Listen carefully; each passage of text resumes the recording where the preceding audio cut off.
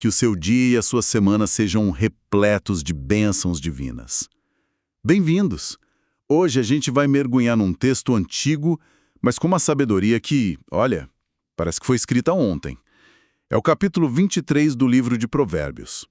A nossa fonte aqui é uma bíblia de estudo, que ajuda muito porque ela não tem só o texto, ela traz notas, comentários que ajudam a gente a desvendar as camadas de significado, né? Exato.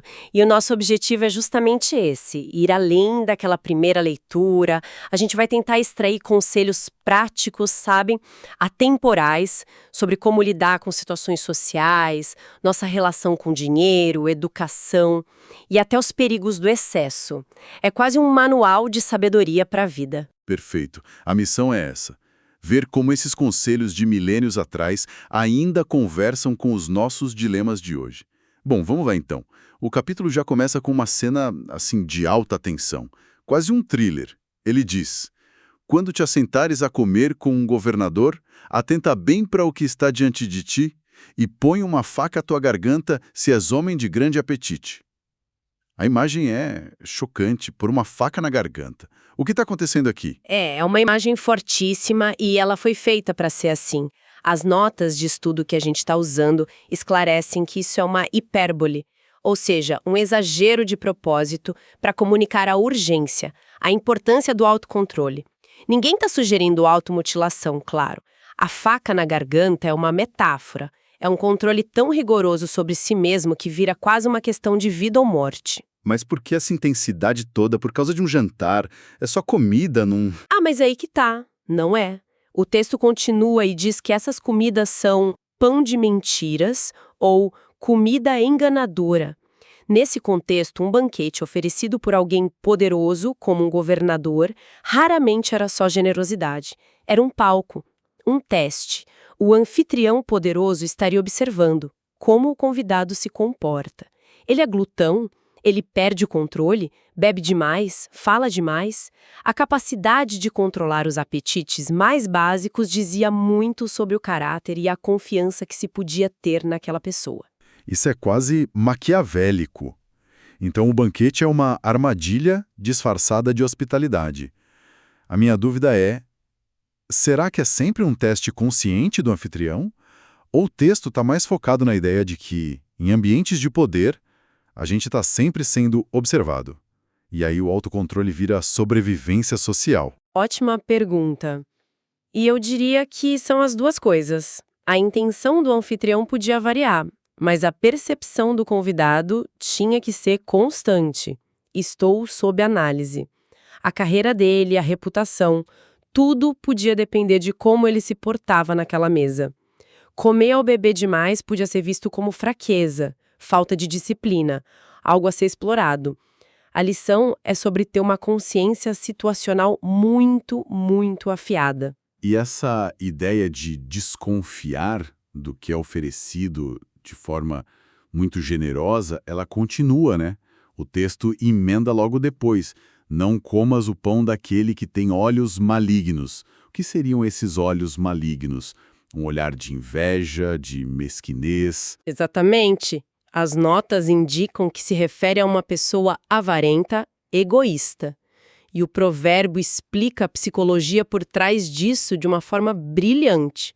Porque como ele pensa consigo mesmo, assim ele é. Ele te diz, come e bebe, mas o seu coração não está contigo.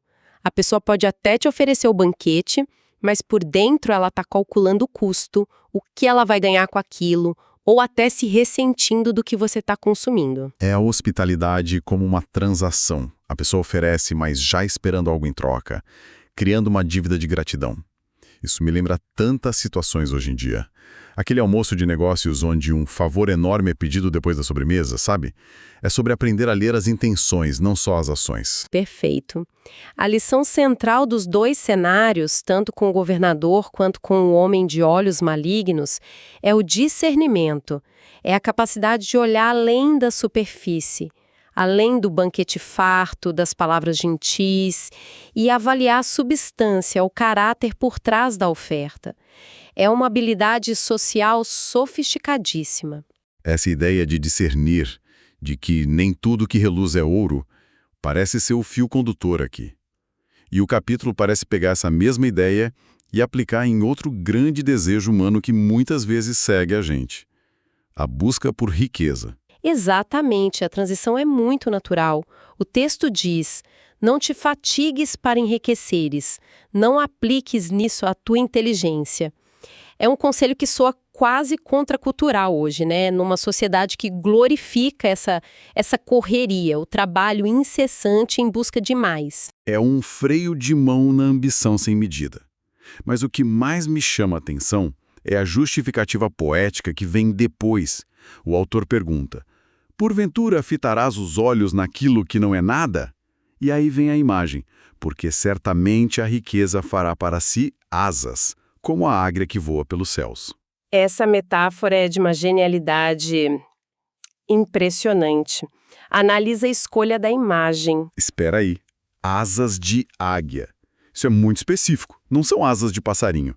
A águia é poderosa, majestosa, selvagem, ela vai para onde quer. A metáfora não é só que a riqueza é volátil, é sobre a nossa total impotência para controlar isso. É uma força da natureza, algo que não pode ser domesticado, não dá para prender numa gaiola. Tentar controlar a riqueza de forma obsessiva é como tentar colocar uma coleira numa águia. É tolice. O dinheiro tem vida própria, ele circula, ele some. E a imagem da águia voando para os céus sugere que ela vai para um lugar totalmente fora do nosso alcance. Uma vez que foi, já era. Que imagem poderosa. E em contraste direto com essa coisa selvagem e incontrolável, o texto apresenta algo que, ao contrário, deve ser buscado, adquirido e jamais perdido. O versículo 23 é uma ordem: compra a verdade e não a vendas.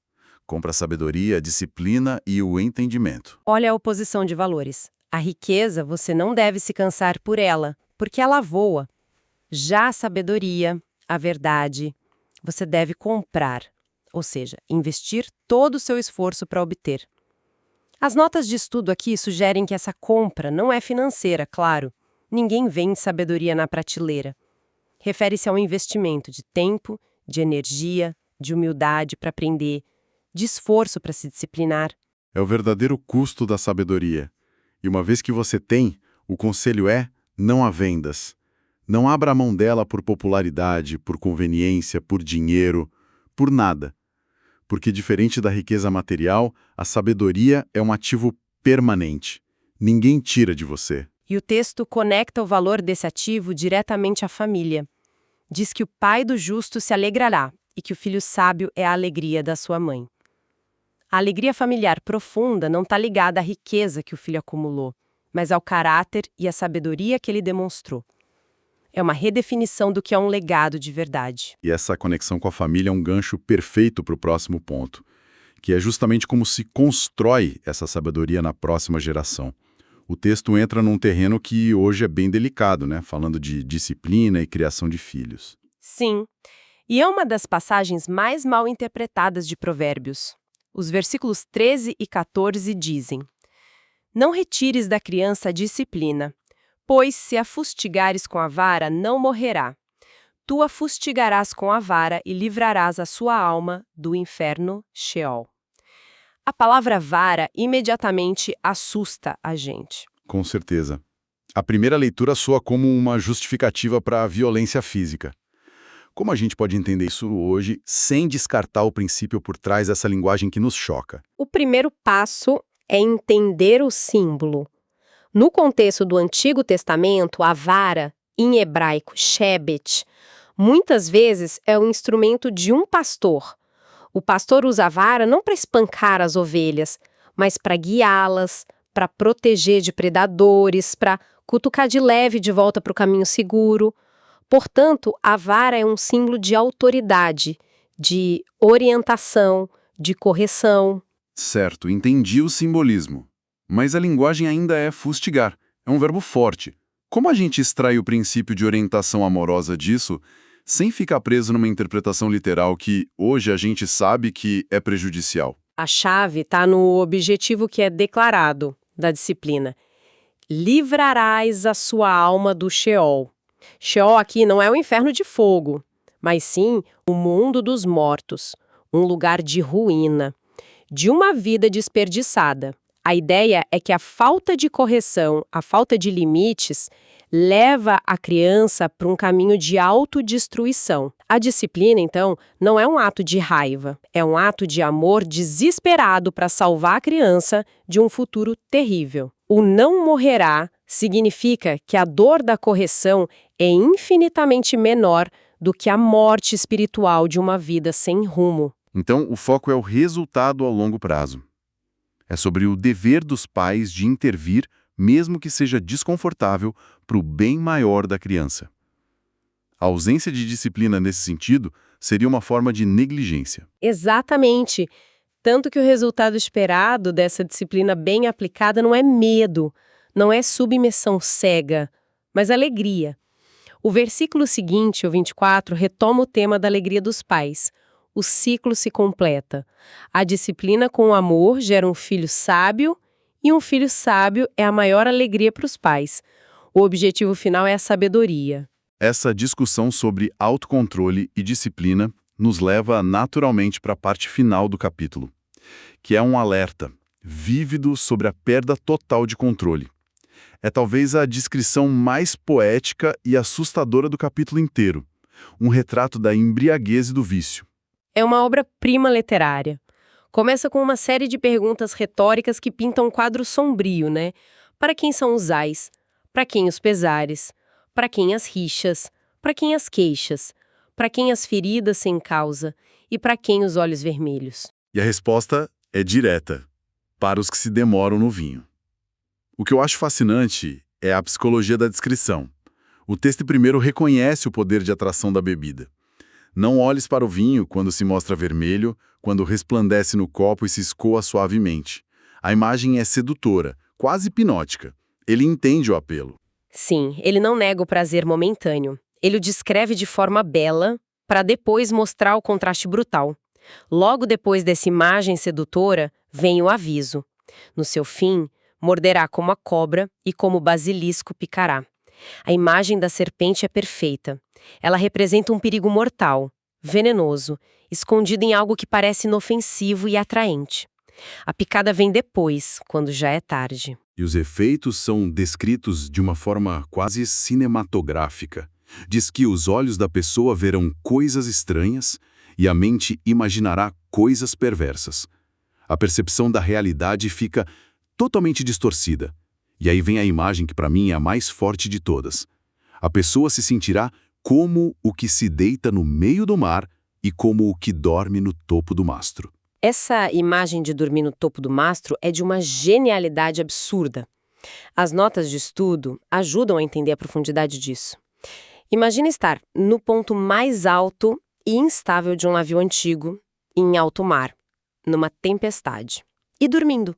A pessoa está completamente vulnerável a um balanço de distância do desastre, da morte, mas está totalmente inconsciente do perigo. É a metáfora perfeita para a perda do instinto de autopreservação. O excesso não só distorce a realidade, ele apaga o nosso senso de perigo. A pessoa se coloca na situação mais precária possível e se sente segura. É a ilusão de invulnerabilidade que o vício cria. E o mais trágico é o final desse retrato, versículo 35. Ele descreve a negação e a compulsão do dia seguinte. A pessoa acorda e diz: espancaram-me e não me doeu. Bateram-me e não o senti. Ela se tornou insensível à dor, ao dano que está sofrendo. E qual é a primeira coisa que ela pensa? Quando despertarei, então tornarei a buscá-la outra vez. É o ciclo da dependência descrito há milênios. É assustadoramente preciso. Mesmo depois de sofrer todas as consequências, as brigas, as feridas, a humilhação, o primeiro impulso consciente é voltar para a causa de todo o sofrimento.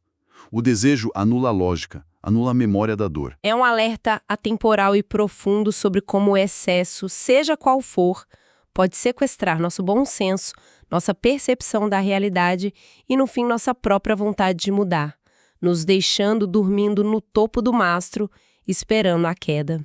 Então, o que tudo isso significa, né? Ao analisar Provérbios 23, a gente vê um guia incrivelmente sofisticado para a vida. Alerta sobre discernimento nas relações, uma perspectiva radicalmente equilibrada sobre dinheiro, o propósito da disciplina como ato de salvação, e esse retrato poderoso dos perigos da perda do autocontrole. E talvez o pensamento final para a gente refletir seja este. O capítulo inteiro parece nos ensinar a navegar pelos perigos de um mundo civilizado, né? Jantares com poderosos, a sedução da riqueza, as tentações sociais. A questão que fica é, no nosso mundo moderno, quais são os novos vinhos que resplandecem no copo? Quais são os banquetes com governadores que a gente enfrenta hoje, talvez nas redes sociais, no mundo corporativo? E o que significa para nós, na prática, pôr uma faca na garganta para manter nosso autocontrole e nossa integridade diante deles? Deus abençoe todos os ouvintes.